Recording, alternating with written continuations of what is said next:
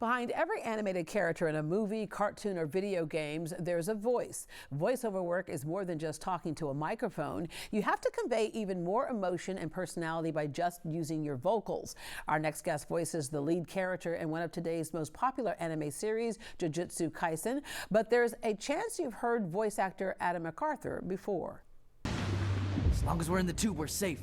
It's a quick pivot to squeeze you in, but we're used to things changing fast around here. So, I guess everyone who voted me safest kid must be feeling pretty embarrassed right about now.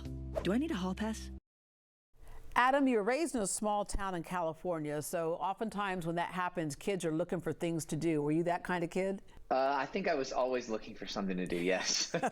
All right, 80s kid, so that was around that time where cartoons were around, lots of big cartoons. Video games hadn't quite gotten there yet with, voice characters, but you were inspired by classic cartoons on TV. What was your favorite cartoon that you connected to at the earliest? Oh, hands down, Teenage Mutant Ninja Turtles. Teenage Mutant Ninja Turtles. Turtle power. Yeah, that was my grail show, my holy grail of shows. Yeah. What point did it come into your mind? Were you one of those kids that would come to school like mimicking the characters? Oh yeah, absolutely. But I also Kevin! during that time it was like Home Alone was really popular. I have exorcised the demons. This house is clear. Jim Carrey was kind of in his heyday, so any kind of imitation of whether it was a cartoon or one of those actors, it was, I was trying to just entertain my family, I think, constantly. But you also were connecting to voices. At one point you realized, I like this, like beyond just doing it for fun. You begged your parents for an agent. You wanted to combine your love of cartoons, acting, and voiceover, and at 16, you finally got your chance. Yeah, my first ever voiceover job was a radio commercial for Macy's, and they needed some teen boy voices for a back-to-school commercial, and one commercial turned into like 30-something, and once I realized I could get paid to talk, I decided not to stop doing that. Yeah, and that's such a great realization because so many times people are focused on being seen rather than being heard, and there's a lot to be earned by being heard. And by the way, if you're ever one of those kids like I was that was told, Deborah, please stop talking, well, look at us now. We talk and get paid for it. All right. Exactly. Let's move on to anime. There are a lot of people who understand exactly what this is. I actually grew up part of my life in Japan, so it's a very specific form. But for some people who don't know what anime is, explain it to them. You're an out-of-control roller coaster of emotions today. It's the genre of animation that comes out of Japan, so it has its own sort of style and look to it. Yeah, and you have to have a good ear for this. It's about more than just a funny character, a voice, if you will. Especially when you talk about with Japanese, it's based on a pitch accent. So there are things that you have to study to kind of be in the genre. Definitely markers of the genre that are very specific. So you kind of want to bring that sound in English when you're doing what they're doing in Japanese. And then just from a technical standpoint as well, what's really cool is we're recording to finished animation. So we have our start and stop points already finished. It's kind of like rubbing your stomach and patting your head when you're doing your job. It's fun. And the interesting thing about this too is that you don't have other things to rely on like we do with typical movies with human beings. Like you're in a sound booth and you have to bring a character to life. And do you feel like sometimes you have to almost be a little bit more animated to make that role come through? Yeah, I would say you don't have subtlety and physicality that you do with on-camera acting. You kind of have to bring it all through your voice. So yeah, there's little tips and tricks. Gasping is different when you do it in real life versus when you do it in, with a voiceover. So there's just little things that you find that can help convey those emotions when all you have to convey them is your voice. Yeah, give us a gasping example. So normally if I was to gasp in real life, it would just be like, like a small, but if it's anime, you want to exhale and then inhale so that it really emphasizes that.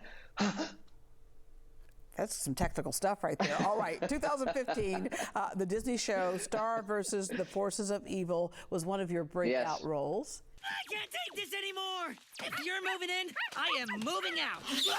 I was so lucky to work on this series. It was 4 seasons. It was the second Disney show ever created by a female creator. It was a viral sensation for Disney, kind of like at the start of when people were talking about things online as far as shows go. And I got to voice the best boy in the show, a very sweet character named Marco Diaz. And yeah, it was the time of my life. I loved it. I worked on the show. The show aired for 4 seasons, but I worked on it for 6 years, so it was amazing. You are one of those people who has had a chance to work on a lot of things. Your lead role in action drama series Tokyo Revengers. You voiced the character in Cartoon Network Star Wars, The Clone Wars, the official voice of all Disney on-air promos for Disney XD. You've done several video games. So when you were growing up, it was cartoons, not the video games, but now video games have very distinct characters that are speaking. Yeah, definitely. What's really cool about video games these days, too, is they're very cinematic. So the style of acting isn't this larger than life. It's very grounded and very real. So, you know, the breadth of types of work you can do in VO is quite amazing as an actor. You really get to stretch and honing your skills in a lot of different ways. So yeah, video games have become a staple. It's like the equivalent of doing a movie for a voice actor. Yeah, and one of the leads of a popular anime that you do as well, Kaiju number 8. But then you have Jujutsu Kaisen. Tell us about this one. Oh man, Jujutsu Kaisen is it's caught on like wildfire. It's in the Guinness Book of World Records for most in-demand anime in the world. It started in October of 2020, and I think with how good the show is, paired with, you know, it came out during a time when we were all at home and the rise of TikTok and all that stuff, all of those things combined, this show has just exploded. I voiced the main character on that show named Yuji Itadori.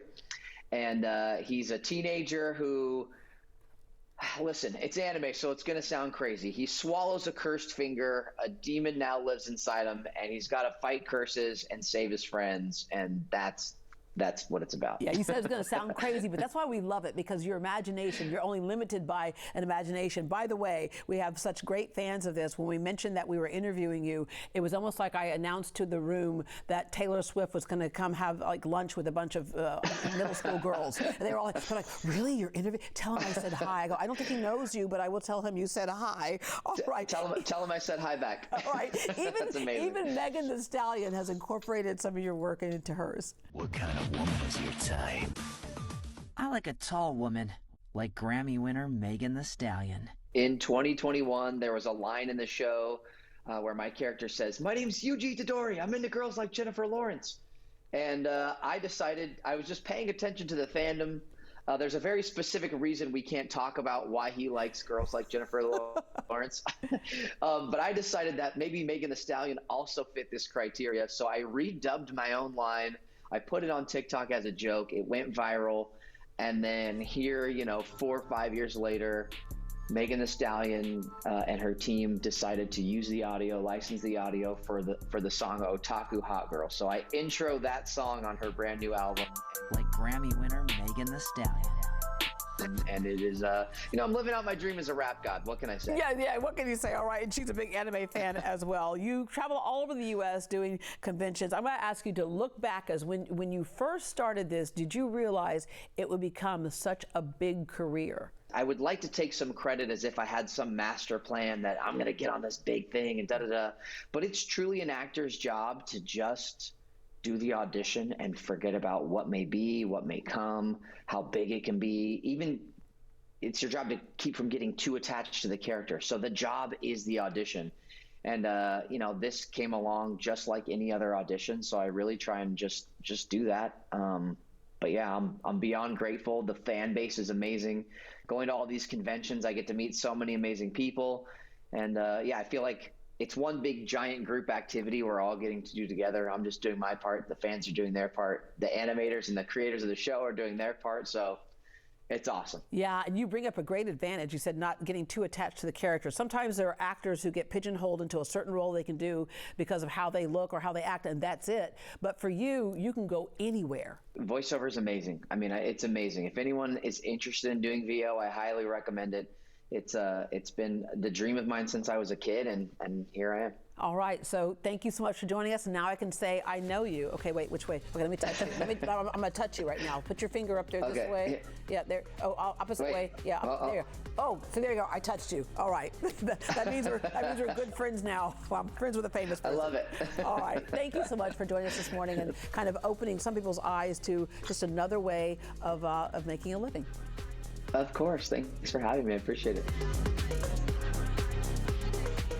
And to learn more about Adam McArthur, visit greatdayhouston.com and we will connect you. We'll be right back.